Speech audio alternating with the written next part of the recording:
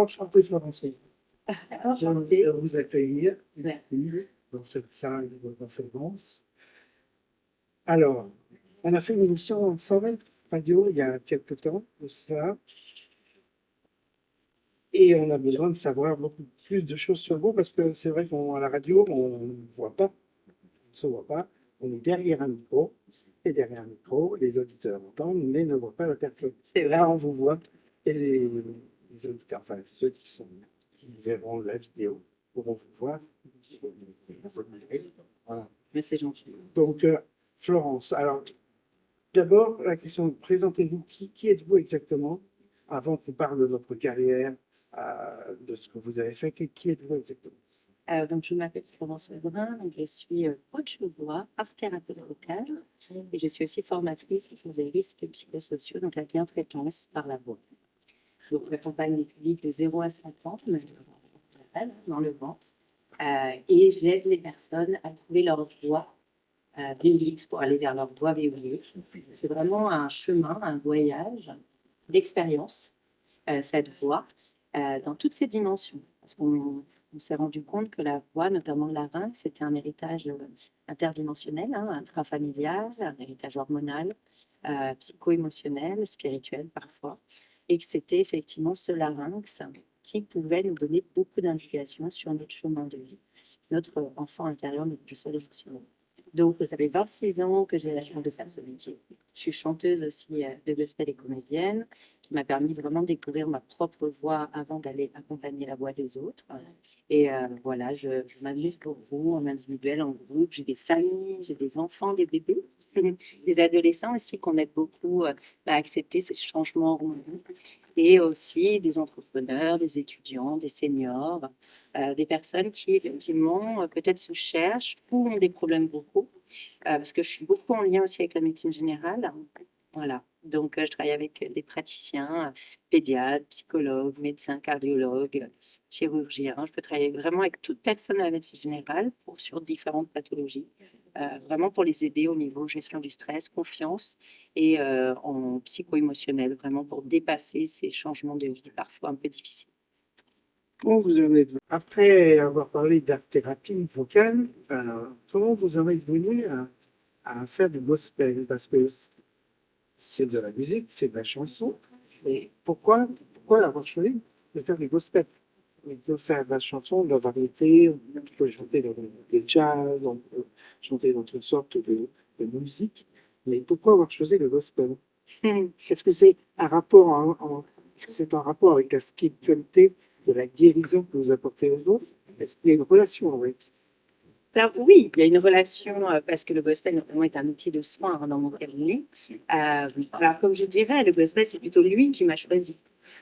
Alors je dis ça pourquoi? Parce qu'au départ j'ai commencé dans la musique classique, j'ai fait le conservatoire et j'ai eu la chance de chanter en semi-professionnel avec les Dead Quartet qui est le premier groupe de gospel et Rhoda Scott qui sont des grands du gospel mondial. Et c'est vrai que j'ai eu une révélation sur scène, j'ai eu comme une vibration, une fréquence, et je ne savais pas qu'on pouvait être chanteur de gospel. Donc j'ai eu un coup de foudre pour ce chant, et donc j'ai dû faire un choix. J'ai dit non à ma carrière classique, et j'ai dit oui au gospel, parce qu'en arrivant à Paris, j'ai eu la chance d'être pris sous l'aile de grands maîtres, d'être formée dans toute la famille afro-américaine, de tous les plus grands chanteurs de gospel mondiaux, et je me suis laissée porter. Et donc, c'est plutôt eux qui m'ont choisi dans le gospel.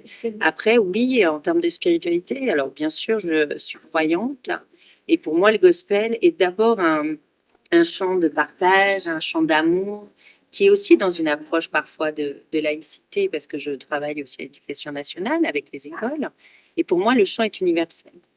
Et c'est important que tous les chants soient représentés, que ce soit le gospel ou d'autres chants assaïques. Et effectivement, ce qui est intéressant aussi dans votre question, c'est le fait que moi, je suis slave, donc je suis d'origine polonaise, et on s'est rendu compte que les larynx africains étaient très proches des larynx slaves. Pourquoi? Parce qu'on était les premiers esclaves blancs, et que slave, ça veut dire esclave. Donc j'avais déjà les racines, et j'avais la fréquence dans mon corps et dans mon ADN de l'esclavagisme. Et donc, je pense que quand j'ai chanté pour la première fois du gospel, notamment ce jour-là, j'étais choriste et soliste avec les Golden Youth Quartet. Il s'est passé un coup de foudre magnifique. Mon âme a reconnu son chant. Et du coup, j'ai fait un choix avec eux parce que, vous savez, les carrières se font souvent par des familles et c'est eux qui choisissent et qui vous portent. Du coup, je me suis dit, ben, ils sont là, donc autant dire oui au gospel. Et alors, le gospel, chanter en chœur, c'est préférez chanter en chœur ou vous préférez chanter toute seule? Il y a un choix, une tendance à avoir chanté plus en chœur ou vous aimez les deux? En fait, j'ai eu la chance au départ de commencer donc, dans un énorme chœur qui s'appelle Gospel pour 100 voix. Donc, on était 110 choristes avec les solistes. C'est sûr que quand vous êtes 110 sur scène, c'est magnifique. Le gospel, voilà, comme vous disiez, c'est un chant de cœur dans toutes les dimensions. Notre cœur, voilà, mais aussi le CHOEUR, qui vient du cœur d'ailleurs grec. Hein. Donc le cœur, effectivement, c'est une émotion qui est différente.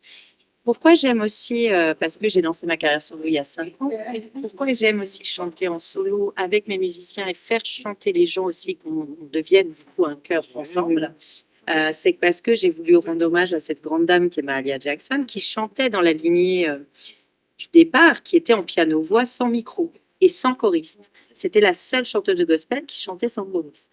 Donc j'ai travaillé 2 ans et demi en piano-voix comme Mahalia, et là aujourd'hui j'ai piano et percussion en tant que chanteuse soliste. Donc, je ne sais pas si j'en préfère un. En ce moment, c'est vrai que j'aime être seule sur scène pour être avec les gens et partager cette émotion. Mais régulièrement, je chante en tant que choriste et soliste, notamment dans le chœur de Gospel Time Bordeaux que Maxika a créé. Maxika qui est le fondateur du gospel afrodescendant en France. Et donc, je continue, en fait, je fais les deux. Mais comme vous dites, voilà, peut-être que ce qui me nourrit, c'est les deux. Alors, le chant, comment on peut le qualifier, le gospel? C'est un chant spirituel, c'est un chant où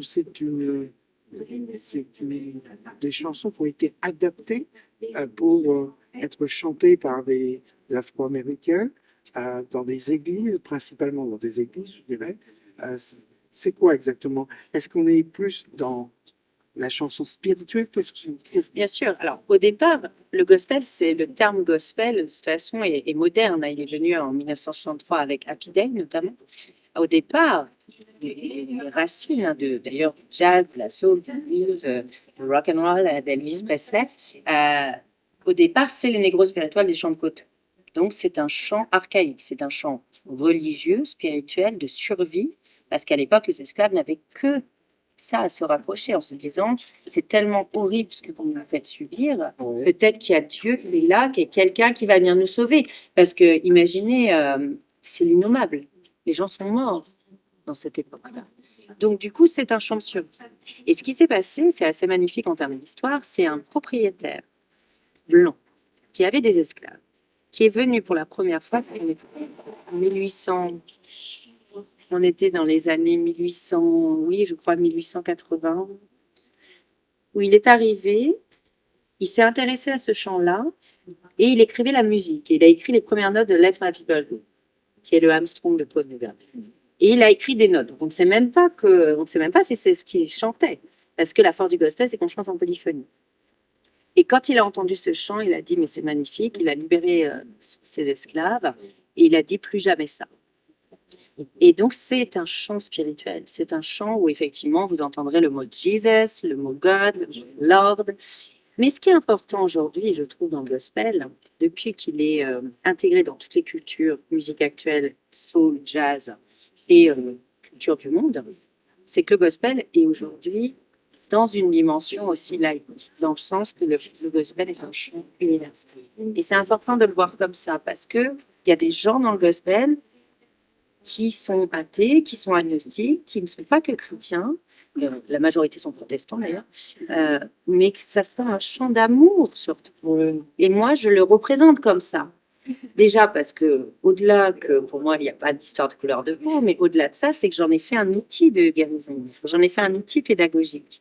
Le gospel, pour moi, c'était important qu'il soit à l'école, qu'il soit au collège, au lycée, à l'université. qui soit dans les EHPAD, qui soit partout dans le monde et dans toutes les structures. Et qui puisse aussi être dans la rue, qui puisse aussi être dans des gares, dans des théâtres, des festivals, au-delà que, bien sûr, le chant gospel a toute sa dimension et sa beauté dans une église. Voilà. Donc, c'est vraiment le chant de la liberté. Tout le monde chante du gospel, les Australiens, les Japonais, les Américains. Aujourd'hui, le gospel n'appartient plus, on va dire, à quelque chose de religieux. Je n'ai pas envie qu'il reste renfermé dans le religieux. Par contre, oui, cette culture appartient aux Afro-Américains et c'est important de garder que c'était leur racine, c'était leur combat et que c'était horrible et que c'est leur chant et que c'est bien aussi qu'on leur rende hommage, tout simplement. D'accord. Merci Florence. Merci à vous. Merci infiniment. Merci. Alors, juste une dernière question avant de rendre l'antenne. Ce soir, on voit un film, c'est ça? Oui, alors, je présente donc mon premier film sur les mystères de la voix, sur effectivement ce chemin de résilience. Le sujet, c'est la voix, à travers effectivement des images d'archives et aussi de ma carrière, mais c'est surtout d'aller découvrir le mystère de la voix qui va introduire la conférence TEDx participative, où les gens vont aller découvrir les secrets, leurs secrets, vos secrets, mes secrets, nos secrets, et surtout participer, s'ils ont envie, d'aller découvrir leur voix. Il y aura aussi des diagnostics vocaux sur scène en live pour les aider à aller découvrir leur chemin, donc leur voix VOU. Merci Florence. Merci beaucoup. Merci beaucoup. Au fur et à mesure des 25 ans de travail individuel et collectif, c'est que quand votre voix se cache, d'accord, quand elle se voile, eh bien elle se voile parce qu'elle a besoin à un moment de prendre du recul. Elle a besoin de se cacher parce qu'il y a quelque chose qui était peut-être un peu difficile pour elle. D'accord, quelque chose peut-être que je n'ai pas réussi à dire au moment voulu. Quand votre larynx se gratte, c'est comme un petit animal, elle cogne à la porte. Et là, il y a quelque chose que tu n'as pas dit peut-être. Tu me fais mal. Et vous savez, vous connaissez tous l'expression « avoir un chat dans la gorge ». Et parfois, c'est pas un chat qu'on a.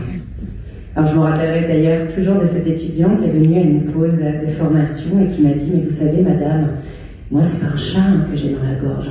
Je crois que c'est plutôt une couleuvre. » Et je lui dis « Qu'est-ce que tu as comme problème en ce moment dans ta vie ?» Il me dit « Je viens de me fâcher avec mon meilleur ami. » Et effectivement, ce chat dans la gorge qui était devenu une couleuvre, c'est simplement, vous connaissez l'expression, avaler des couleuvres, c'est qu'on n'arrive pas à exprimer. On n'a pas réussi à exprimer les choses à son meilleur ami et du coup, c'est resté bloqué.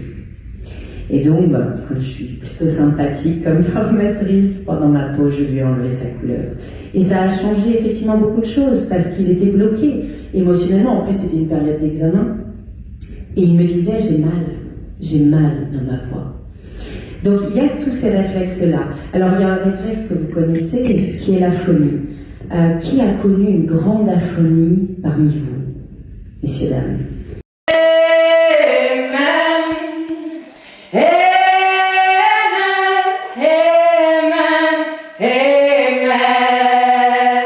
On essaie?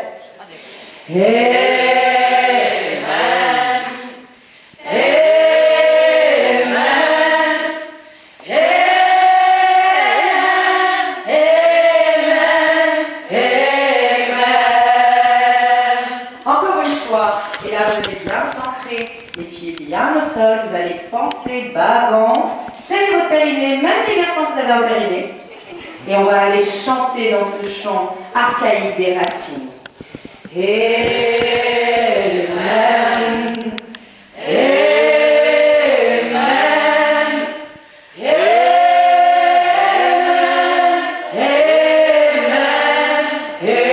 Amen. Et on va monter maintenant que vous êtes prêts par demi-temps. Amen. Amen. Amen.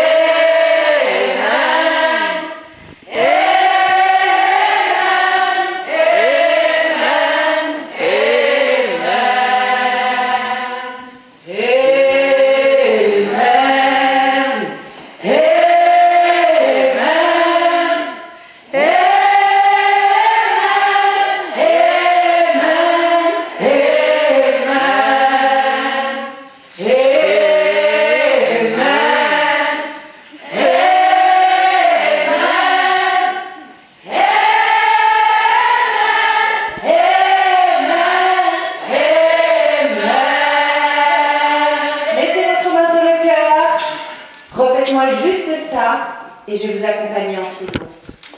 On le prend un petit peu plus vite. Amen. Alors on va le prendre un peu plus bas aussi pour mes hommes. Amen, amen, pour que vous soyez en voix pleine, messieurs, dames. D'accord, et je vous accompagne en solo. Faites-le plusieurs fois et essayez de ressentir la vibration dans votre sternum, d'accord, dans votre cœur. Et on est dans notre voie de travail, dans notre voie naturelle, dans notre voie là où on se voit. Amen.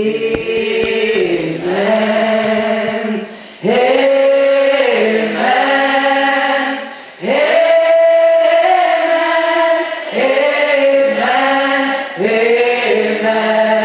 Un petit peu plus vite. Amen. Amen. Amen. Oh, glory, glory, amen. Amen, amen, amen.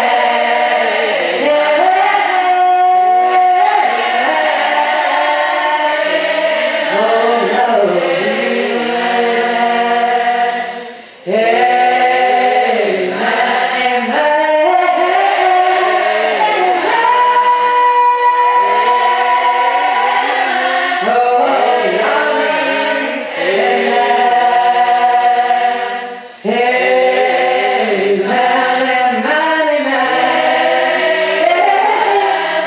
amen.